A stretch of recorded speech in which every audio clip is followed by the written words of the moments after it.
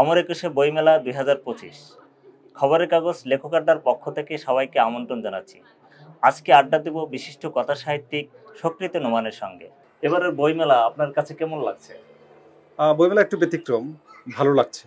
অন্যান্য বছরের তুলনায় এবারের বইমেলার পরিসর বৃদ্ধি পেয়েছে, প্রকাশকের সংখ্যা বৃদ্ধি পেয়েছে। আমাদের প্রত্যাশা বইয়ের সংখ্যাও বৃদ্ধি পাক এবং ভালো বইয়ের সংখ্যা বৃদ্ধি পাক। লেখকরাও আসুক, পাঠকরাও আসুক। লেখক এবং পাঠকের সম্মিলনে একটি উৎসবমুখর পরিবেশ সৃষ্টি হবে বলে এটা আমার প্রত্যাশা, আমাদেরও প্রত্যাশা, সকলের প্রত্যাশা। এবারে বইমেলাতে আপনার নতুন কি বই আসছে? আমার একটি উপন্যাস প্রকাশিত হয়েছে। উপন্যাসটির নাম হচ্ছে আচার্য ও তার অলিক পাণ্ডুলিপি। বইটি প্রকাশ করেছে অন্য প্রকাশ। বইমেলার প্রথম দিন থেকেই অন্য প্রকাশের প্যাভিলিয়নে বইটি পাওয়া যাচ্ছে। উপন্যাসটি আমি গত 1 বছর ধরে লিখেছি। গত এপ্রিলে শুরু করেছিলাম। এটা 7 মাসের মধ্যে উপন্যাসটা লেখা শেষ করতে পেরেছি।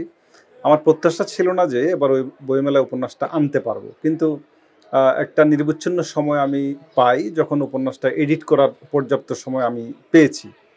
সেই কারণে উপন্যাসটা মনে হলো যে এবার প্রকাশককে দেওয়া যায়, প্রকাশ করা যায়।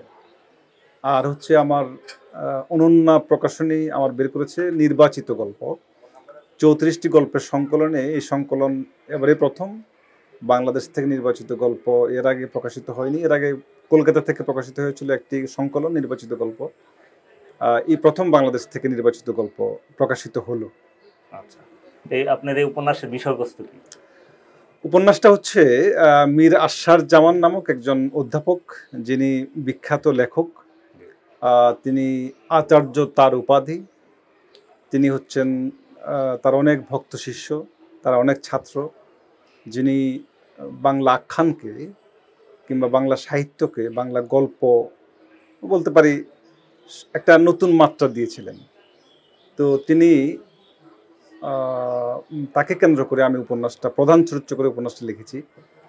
এতদিন তো ধরুন আমি লেখালেখির জগতের বাইরে যেসব চরিত্র, তাদের সেসব চরিত্রকে উপন্যাস এবং ছোট গল্পের উপজীব্য চরিত্র করেছি। কখনো চিন্তা করি নাই যে লেখক হতে পারে একটি উপন্যাসের প্রধান চরিত্র। এই উপন্যাসের প্রধান চরিত্রই লেখক। এই লেখক মৃত্যুর প্রায় 17 বছর পরে এই উপন্যাসের ভূমিকা লিখছেন। মানে উপন্যাসটা রচিত 2024 সালে, কিন্তু তিনি মারা গেছেন আরো 17 বছর আগে, কিন্তু উপন্যাসের ভূমিকা তিনি লিখছেন। এটা কিভাবে সম্ভব? সম্ভব হচ্ছে এই কারণে, তিনি যখন মারা যান, তার স্ত্রী রাফিদা জাহান তিনি অভিযোগ করেন যে তার বিস্তর অপ্রকাশিত পাণ্ডুলিপি, তার অপ্রকাশিত অনেক লেখা আচার্যের একান্ত সচিব অনন্ত আতিক চুরি করেছেন, চুরি করে নিজের নামে চালিয়ে দিয়েছেন। আচার্য মীর আশরাফ জামান কখনোই কোনো অপ্রকাশিত লেখা দেখে যাননি। তার মৃত্যুর আগ পর্যন্ত যা কিছু তিনি লিখেছেন সবকিছু প্রকাশিত, গ্রন্থভুক্ত। কিন্তু তার স্ত্রী উদ্ভট অভিযোগ কোথা থেকে করলেন, কিভাবে করলেন? এটা কি অনন্ত আতিকের প্রতি তার কোনো অসুয়ার বহিঃপ্রকাশ, কোনো পূর্ব শত্রুতার জের? কেন তিনি এই অভিযোগটা করলেন? যেহেতু একটি অলিক অভিযোগ তিনি উত্থাপন করেছেন, আমি মনে করেছি যে এই অলিক অভিযোগ যখন মানুষ বিশ্বাসও করেছে, সুতরাং 17 বছর আগে যে মানুষটা মারা গেছে, সে মানুষটা যখন 17 বছর পরে রচিত একটি উপন্যাসের ভূমিকা লিখছেন, সেটাও বিশ্বাসযোগ্য। যদি ওটাও সত্য হয়, এটাও সত্য। আর যদি ওটা মিথ্যে হয়, এটাও মিথ্যা। চুরির অভিযোগ যদি সত্য, তাহলে মৃত মানুষও উপন্যাসের ভূমিকা লিখতে পারেন, এটা সত্য। মানে উপন্যাসের যে বাস্তবতা, উপন্যাসের বাস্তবতা দাঁড়িয়ে সবকিছু সম্ভব। কল্পনায় সবকিছু সম্ভব, বাস্তবতায় তা যা সম্ভব না, উপন্যাসিকের কল্পনায় তা সম্ভব হয়ে ওঠে। আচ্ছা, আমরা সাহিত্যের অনেক বই দেখছি, উপন্যাস, কবিতা বা প্রবন্ধের যে বইগুলো, এগুলোতে আমরা অনেক সময় দেখি যে সম্পাদনার জায়গাটাতে খুব অভাব। সেখানে প্রকাশকরা হয়তো সম্পাদনার কাছে দেয় না, সেই জায়গাটাতে বইয়ের মানদণ্ড নিয়ে একটু প্রশ্ন থেকে যায়। তো এই জায়গাটা আপনি লেখক হিসেবে কিভাবে দেখেন? বইয়ের মান বাংলাদেশে কোনো সন্দেহ নেই যে অত্যন্ত খারাপ মানের বই অনেক প্রকাশিত হয়। ধরুন একজন সত্যিকারের লেখক যিনি, তিনি একই সঙ্গে বানানবিদ হয়ে থাকেন, তিনি একের সঙ্গে ভাষাবিদ হয়ে থাকেন। ভাষার উপরে তার প্রবল দখল থাকতে হয়, বানানের উপরে তার দখল থাকতে হয়। তো যিনি সত্যিকারের লেখক, তার এই সমস্যাটা হয় না। তার এডিটিংটা, তার সম্পাদনা তিনি নিজেই করতে পারেন, করেও থাকেন। কিন্তু পৃথিবীতে অনেক বড় বড় লেখকের বইও কিন্তু সম্পাদক মণ্ডলীর কাছে যায়, সম্পাদকের কাছে যায়, প্রকাশকরা পাঠিয়ে থাকেন। কারণ আমি যখন একটা উপন্যাস লিখি, আমি কিন্তু জানি না কোথায় কাহিনীটা ঝুলে গেল, শব্দটা ঠিকঠাক মতো হলো কিনা, যথাযথ শব্দ ব্যবহার হলো কিনা। অনেক সময় এটা আমার দৃষ্টির অগোচরে থেকে যায়, বোধের অগোচরে থেকে যায়। যখন দ্বিতীয় একজন মানুষের হাতে পৌঁছায়, তখন কিন্তু এই জিনিসটা তিনি মার্ক করতে পারেন যে এটা আরো কিভাবে ডেভেলপ করা যায়, আরো কিভাবে এটা সুন্দর করা যায়, উন্নত করা যায়, তিনি কিন্তু বুঝতে পারেন। তো যেহেতু আমাদের এখানে সম্পাদকের নাই, আমি একজন ব্যক্তিগত সম্পাদক, আমার সবসময় আমার পাণ্ডুলিপিগুলো দেখে থাকেন, তাকে দিয়ে আমি দেখাই। যদিও তিনি অত বেশি এক্সপার্ট না, সাহিত্যের অত বেশি গভীরের মানুষ না, কিন্তু তিনি বুঝতে পারেন, মোটামুটি চলে। আমি আমার ব্যক্তিগত জায়গা থেকে আমি নিজের টাকায় তাকে পাণ্ডুলিপিটা পড়াই, তিনি দেখেন ভালো করে, শব্দ, বানান, বাক্য গঠন সবকিছু তিনি দেখেন। প্রকাশকের উপরে ঠিক আমি নির্ভরটা করি না, কারণ প্রকাশের উপরে নির্ভর করার মতো পরিস্থিতি এখনো পর্যন্ত বাংলাদেশে তৈরি হয় নাই। আমরা প্রত্যাশা করি প্রকাশকরা, কোনো প্রকাশক ইদানিং সম্পাদক রাখতে শুরু করেছেন। বড় বড় যে প্রকাশনাগুলো আছে, এই সম্পাদনা মণ্ডলী, এই সম্পাদনা পর্ষদ আশা করি সকল প্রকাশক রাখার মধ্য দিয়ে মানসম্মত বই প্রকাশিত হবে এবং বইগুলো প্রকৃত অর্থে সম্পাদনা হয়ে বাজারে আসবে, প্রকাশিত হবে। আচ্ছা, এবারের বইমেলাতে আপনি কোনো ব্যতিক্রম খুঁজে পাচ্ছেন কিনা? কোনো লেখক, পাঠক অথবা প্রকাশকের মধ্যে কোনো ব্যতিক্রম পাচ্ছেন কিনা?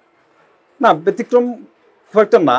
আমি যতটুকু জেনেছি যে এবার অনেক উপন্যাস আসছে, যে আমাদের তরুণ এবং আমাদের সমসাময়িক এবং আমাদের পূর্বজ উপন্যাসিক যারা আছেন, তাদের অনেকেই উপন্যাস লিখেছেন। প্রায় ডজন খানেকের বেশি উপন্যাস প্রকাশিত হচ্ছে। এটা একটি ব্যতিক্রম ঘটনা। তো আমরা ভেবেছিলাম যে এই উত্তাল সময় গিয়েছে, আমাদের রাজনৈতিক পরিস্থিতি এক ধরনের রাষ্ট্রে অস্থিতিশীল সময় আমরা কাটিয়েছি। সেই অস্থিতিশীল সময়ের মধ্যে হয়তো আমরা ভেবেছি যে উপন্যাস অন্তত আসবে না, কিন্তু এটা আশার ব্যাপার যে অনেক উপন্যাস প্রকাশিত হচ্ছে। আশা করছি সেই তুলনায় কবিতার বইও প্রকাশিত হবে। ব্যতিক্রম এটা, এবং এছাড়া তো ব্যতিক্রম শুরুতে আমি বলেছি যে বইমেলাটা একটু বড় পরিসরে হচ্ছে, অনেক নতুন প্রকাশক এখানে যুক্ত হয়েছে এবং আপনি বিগত দিনে আমরা যে নকশা, যে ডিজাইন আমরা দেখেছি বইমেলার, সেগুলো আমাদের এখন নাই। পরিবর্তিত রাজনৈতিক পরিস্থিতিতে আমাদের অনেক কিছু পরিবর্তন হয়েছে, সেটা যে কেউ দেখলে বুঝতে পারবেন যে আসলে কি নাই এবং কি আছে। তো সামগ্রিক অর্থেই বইমেলাটা, আশা করছি আমি যে বইমেলাটা জমবে এবং সমস্ত বাধা বিঘ্ন এবং অস্থিতিশীলতা কাটিয়ে আমাদের লেখকরা, পাঠকরা, প্রকাশকরা সম্মিলিতভাবে বইমেলায় এসে বইমেলাটাকে সত্যিকারের উৎসবে রূপান্তরিত করবেন। আচ্ছা, আর আপনার নতুন কোনো কিছু নিয়ে উপন্যাস লেখার চিন্তা আছে কিনা? আমি 2 বছর ধরেই একটি উপন্যাসের কথা ভাবছি। উপন্যাসের মূল বিষয়বস্তুটা আমি শুনেছিলাম আমার বন্ধু মোজাফফর হোসেনের কাছ থেকে। আচ্ছা, তিনি কথা প্রসঙ্গে একদিন বলেছিলেন ছোট্ট একটা লাইনের একটি গল্পটা আমাকে খুব প্রভাবিত করে। তো আমি গল্পটা ভাবছি, মাথায় সাজাচ্ছি, চরিত্রগুলোর কথা ভাবছি, কোথা থেকে উপন্যাসটা শুরু হবে তা ভাবছি, কোন লাইন দিয়ে উপন্যাস শুরু হবে তাই ভাবছি, উপন্যাসের চরিত্রগুলোর নামকরণ করছি, মাথায় কখনো নোট করছি, নোটে রাখছি। আশা করছি এই বইমেলার পরপরই আমি উপন্যাসটা লিখতে শুরু করতে পারবো, কিন্তু কোন আঙ্গিকে উপন্যাসটা লিখব এবং উপন্যাসটার পটভূমি আসলে কতটুকু হবে, 2 দেশের পটভূমিতে আমি চিন্তা করছি, ভারত এবং বাংলাদেশ, 2 দেশের পটভূমিতে। তো মাঝে মধ্যে মনে হচ্ছে যে আমি 2 দেশের পটভূমিতে উপন্যাসটা লিখবো নাকি এক বাংলাদেশে রাখবো। বাংলাদেশে যদি রাখি উপন্যাসটার পটভূমি ছোট হয়ে যায় কিনা, যদি 2 দেশে রাখি তাহলে উপন্যাসটা একটা বিস্তৃত পরিসর পায় কিনা, এসব ভাবনা চলছে আমার মধ্যে। আশা করছি শীঘ্রই ভাবনার অন্ত হবে এবং আমি শীঘ্রই উপন্যাসটি রচনা শুরু করতে পারবো। আচ্ছা আচ্ছা, আর আমাদের যে সাহিত্য, এই সাহিত্যগুলোকে বিশ্ব দরবারে কিভাবে পৌঁছে দেওয়া যায়? আমাদের ওই নিঃসন্দেহে অনুবাদের মাধ্যমে, এটা তো খুবই কমন এবং প্রচলিত কথা। আমাদের এই সংকট আছে, প্রবলভাবে আমাদের এই সংকট আছে। আমরা একটা অস্থিরতার মধ্যে সবসময় থাকি। আমাদের যারা অনুবাদক, আমরা দেখি যে যারা ইংরেজি থেকে অনুবাদ করছেন, অধিকাংশ অনুবাদ গুগল ট্রান্সলেটের মতো অনুবাদ, আক্ষরিক অনুবাদ। সাহিত্য অনুবাদ এবং আক্ষরিক অনুবাদের মধ্যে পার্থক্য আছে। ইংরেজি থেকে যেসব অনুবাদ হচ্ছে সেই অনুবাদগুলো অধিকাংশই ঠিকঠাক হচ্ছে না। আমি বলছি না সব ঠিকঠাক হচ্ছে না, কিছু কিছু অনুবাদ খুব ভালো হচ্ছে না। আমাদের যারা প্রতিশ্রুতিশীল অনুবাদক, যারা অনুবাদের প্রতি নিবেদিত প্রাণ, তাদের অনুবাদ খুব ভালো হচ্ছে, আর অধিকাংশ অনুবাদ খুব খারাপ হচ্ছে। তো সেই জায়গা থেকে বাংলা থেকে ইংরেজি অনুবাদ করা তো আরও টাফ। আমাদের ব্রিটিশ যে ইংরেজি বা ইউএস এর যে ইংরেজি, সেই ইংরেজিকে ধরা এবং সেই ইংরেজিতে অনুবাদ করা আমাদের সাহিত্য। আমাদের একটা গোষ্ঠীকে আসলে এগিয়ে আসতে হবে, নিবেদিত হতে হবে, আমাদের সাহিত্যটাকে ঠিকঠাক বুঝতে হবে, লেখকদের সাথে তাদের নিবিড় সম্পর্ক গড়ে উঠতে হবে। এবং বাইরে আমাদের যেসব প্রকাশকরা যান, ফ্রাঙ্কফুর্ট বইমেলা সহ বিভিন্ন বইমেলায় যে অংশগ্রহণ করেন, তারা যে অংশগ্রহণ করেন তাদের প্রাপ্তিটা আসলে কি, তারা কি নিয়ে আসেন আমাদের জন্য। কারণ আমরা যদি তারা কোনো একজন লেখকের বই অনুবাদ বিক্রি করতে পারতেন, তাহলে আমরা কিন্তু এসব মেলায় অংশগ্রহণের একটা সার্থকতা খুঁজে পাওয়া যেত। কিন্তু কোনো সার্থকতা আমরা দেখছি না, আমাদের প্রকাশকদের তৎপরতা নাই। আর লেখকরা তো এই তৎপরতার সঙ্গে যুক্ত থাকার প্রশ্নই আসে না। তিনি লেখা লিখবেন নাকি বই নিয়ে, প্রকাশ নিয়ে, অনুবাদ নিয়ে চিন্তা করবেন।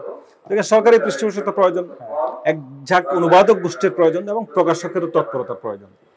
আচ্ছা, একজন লেখক হিসেবে আপনি কি মনে করেন যে বইমেলাতে আন্তর্জাতিক বিভিন্ন ভাষার বই থাকা দরকার?